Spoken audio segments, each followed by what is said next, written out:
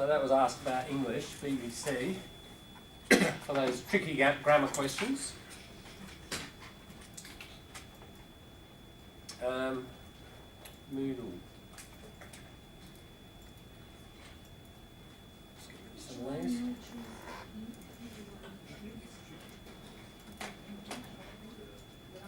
Now we're going to switch channel here, away from grammar, and go to culture. We're been looking at culture shock.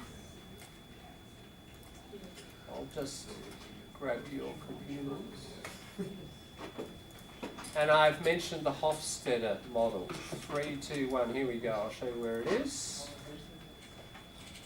Oops.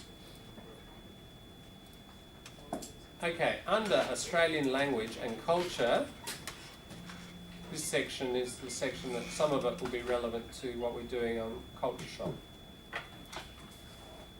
That one there, right down the bottom. Hofstadter, cultural profiles.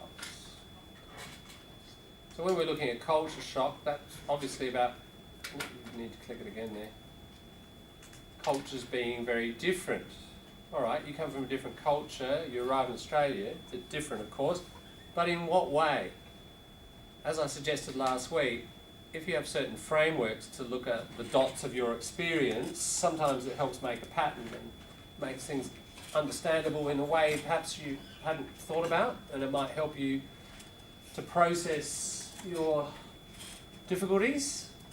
Here's one other framework, the Hofstadter. He's, I think, Dutch guy, Geert Hofstadter, done a cultural theorist. What he's done is surveyed around the world people in different cultures and tried to work out their values. And he has a number of dimensions that he then maps the cultures onto. So what you have to do is go to cultural tools, country comparison. And what we'll get, I'll just do it first and then explain later. Select a country. So quite a long list there. You should find your country. We'll just take China. There's a few people from China here. And there's the cultural profile of China. All right, power distance, 80 out of 100. Individualism, 20. Masculinity, 66. Uncertainty avoidance, 30. Long-term orientation, 87. And indulgence, 24. Well, what the hell do they mean? Here are the descriptions. If we take power distance, so it's 6 dimensions. Well, here it is. This dimension, power distance, deals with, so what they have is a little paragraph on what that thing means, and then they interpret it, you know, in relation to the particular country, like China. Let's have a look at just this one. This dimension deals with the fact that all individuals in societies are not equal. It expresses the attitude of the culture towards these inequalities amongst us. So it's not showing how unequal the society is, it's a measure of what people think about that inequality. Here it is. It's in a different colour. Power distance is defined as the extent to which the less powerful members of institutions and organisations within a country expect and accept that power is distributed unequally. Now, China's quite high there. So we could say, you know, relatively speaking, less powerful people in China expect and accept that there are powerful in that society, and that, you know, they're much more powerful than they are. And some societies accept and expect that much more than others. So that's what that's measuring. Let's see what they say here. At 80, it's in the higher rankings, a society that believes that inequalities amongst people are acceptable. The subordinate superior, so lower and higher relationship, tends to be polarised, and there is no defence against power abuse by superiors. They just expect, you know, there will be some sort of abuse. Individuals are influenced by formal authority and sanctions. Sanctions are like punishments, and are in general optimistic about people's capacity for leadership and initiative. people should not have aspirations beyond their rank. Aspiration like ambitions. So if you're born at a certain level, you know, you shouldn't sort of have aspirations to be premier of the province or whatever. You should just accept your position. Now, you know, China's high on that. I don't know. Native Chinese, would you agree with that evaluation, or? Can you check Hong Kong? Yeah, right. I mean, Hong Kong would be slightly different, wouldn't it? I wonder if it's in the list. Yes, I don't. Before 1990. Oh, there it is. Yeah. Okay. Let's. Okay. I'll tell you what we can do. The interesting thing is, we can do a comparison. So we can, and then we see it, kind of dimension by dimension. Oh. Right. Interesting. It is a bit lower, isn't it? And yeah. What do you reckon, Lynn? Would you have expected a lower figure there? I think so. Yeah, I would have thought so. A bit more, I don't know, British been there for a long time, that sort of imposition of the rule of law and so on probably would have influenced expectations to some degree. There's a big difference. Some of them are similar. Yeah. Actually, because under British colony, we're quite disciplined. They really pressure us very disciplined when we grew up in there. Sure. Everything's right organized. Now look, here are the other dimensions. I mean, I won't read all the stuff about China, but we'll just cover the dimensions so that you're clear what they are, so that when in a minute you go and have a look, you'll understand what these dimensions are measuring. Individualism, because some seem obvious and seem to be the normal use of the word, but others like masculinity are a little bit different than some of the others. So we need to read these definitions. Individualism, the fundamental issue attracted by this dimension is the degree of interdependence a society maintains among its members. So how dependent on each other are people in that culture? It has to do with whether people's self-image, the way you think about yourself, is defined in terms of I or we. In individualist societies, people are supposed to look after themselves and their direct family only. There's the nuclear family, isn't it? The emphasis on the nuclear family. In collectivist societies, people belong to in-groups that take care of them in exchange for loyalty. There's that reciprocity I was talking about. What I'll just do is we'll switch from Hong Kong here to Australia. Yeah. Now, actually, we've got Hong Kong there in the middle, but so green is Australia. So, I mean, just in terms of power distance, you know, as you would probably imagine, Australians are much less accepting of power differences and possibly the abuse of power, and there's individualism very high. You know, I'm all right, Jack. I don't care about the rest. But pretty similar here.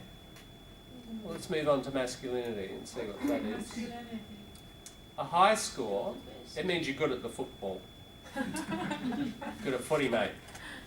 A high score on this dimension indicates that the society will be driven by competition, achievement and success. With success being defined by the winner, or the best in the field. A value system that starts in school and continues throughout organisational life. A low score means the dominant values in the society are caring for others and the quality of life. A feminine society is one where quality of life is a sign of success and standing out from the crowd is not admirable. So succeeding and standing out, I'm the winner, is not something that is admired. The fundamental issue here is what motivates people. Wanting to be the best, masculine, or liking what you do, feminine. Last week So- you said different. Hey? Last week you said different from this. Says dominant group care about the quality of life and everything in Australia, and you said there are lots of dominant groups. There are lots of what? Nominal? Yeah. Who are not caring about the environment and. Do you remember? Right. There are lots of groups who Right. don't care.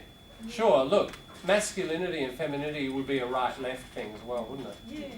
So masculinity, the right, with just success, economic power, etc., would be masculine, not caring about the environment. Because it's caring about Yeah. life.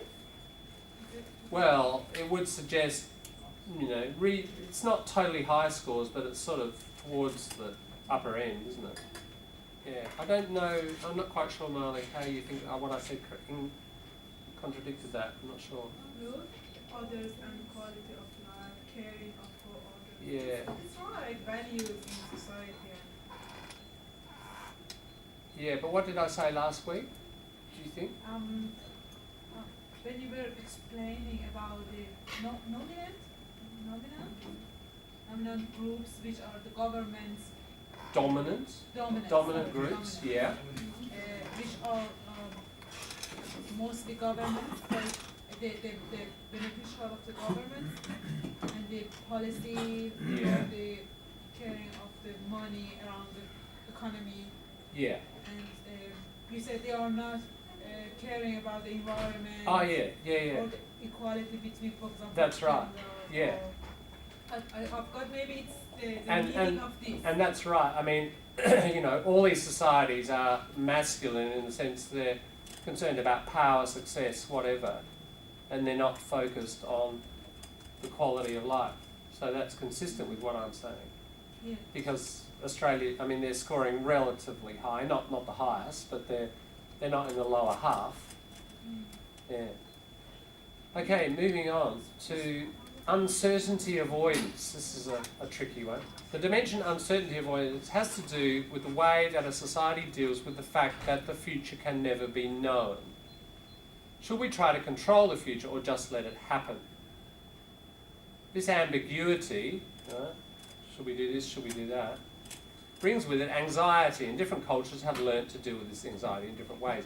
The extent to which members of a culture feel threatened by ambiguous or unknown situations and have created beliefs and institutions that try to avoid these is reflected in the score of uncertainty avoidance. And you probably have to read the example that's one of the more complex ones.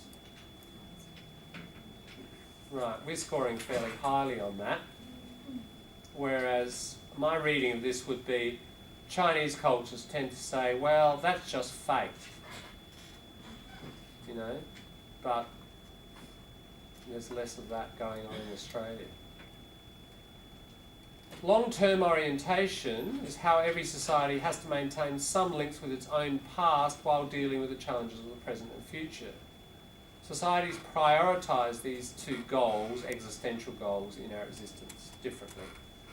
Normative societies which score low in this dimension, for example, prefer to maintain time-honoured traditions and norms while viewing societal change with suspicion. So certain societies that, you know, honour tradition, think it's really important, any changes, they feel a bit threatened by them, they're suspicious of them. Those in cultures which scores high, on the other hand, tend to take a more pragmatic approach. Pragmatic, just practical. Well, this has happened, let's deal with it. They encourage thrift and efforts in modern education as a way to prepare for the future. Right. So mainland China, very high in long-term orientation. Aussies, very, very low. Very conservative. Hey? Very conservative. The mainland China. No. Australia. No, it's the other way around. Really, if you want to preserve tradition, that's about being conservative. Yeah. Our generations, we've always done it this way, and we want to keep doing it this way, and any change is seen as a threat. So, at a high level of long-term orientation, Yeah. it means that the society is more open-minded and more open to changes. No, No? no, the opposite. Opposite. Yeah, Okay. opposite.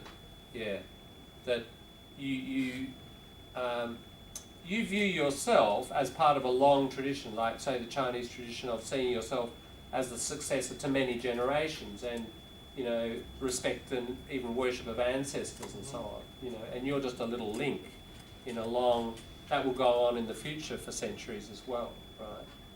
But Australia is kind of linked with partly this individualism.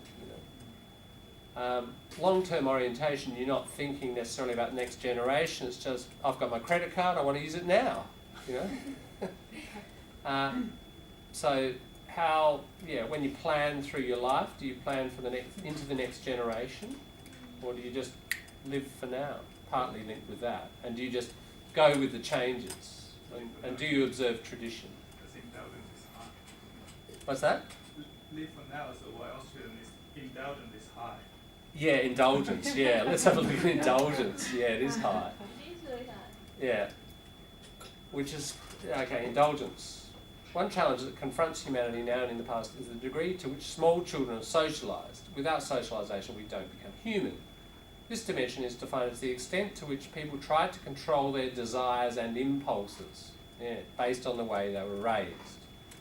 Relatively weak control is called indulgence, and relatively strong control, restraint. So is your... What does it mean? Can you explain it? Yeah, so Australia, Australian parents will tend to say, oh, kids, what do you want? You can have what you want. More traditional societies will be more stronger discipline on kids, and they might have to wait or never get what they want, or have to learn to, respect what the adults are doing and just not do whatever. So it's about immediate, what we call gratification, satisfaction. And how much does the culture encourage that or restrict it? Does that make sense? Yes. Yeah. So I'm going to switch you back to, you can select your native country or any other country, and probably be useful to compare to Australia. And just read the comments. Notice how you're only getting comments about your first one, the China one. So if you do want comments about Australia, you'd have to reset it and switch it to Australia as your first one. Yeah? So that's the Hofstadter. I'll just show you where it is on the Moodle. So we will use this in discussion to some degree in class. So it would be good for when in the next few days we're going to continue discussing cultures. So part of your job is to have a read of what Hofstadter says. It's at the bottom of that section on, it's called Australian Language and Culture, but it's just about culture generally. And it's that third to bottom link, yeah? Get in there and have a read and see if you agree or disagree with the comment.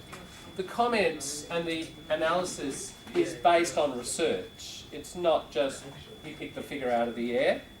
He did surveys. Somewhere in the website you can read about the method, of how many people were interviewed and so on, how he got those scores. But have a think about those dimensions and how you feel about them. Both, do you think they're true for you in your experience, and also then, if there are differences, which difference do you prefer? You might have grown up in one culture and actually prefer another, or you still prefer your native method. That's the nice thing about cultural transition. To some extent, you can pick and choose. That's it. And okay, so when we're in there, Which Yeah. topic is there? Topic 10. yeah. So it's topic 10. I'll just show you on the projector if you're not sure how to get there. It's over here, cultural tools. See that? Cultural tools. And you just go to that first one there. Country comparison. Yeah. And then you select your country. I know what you want to compare.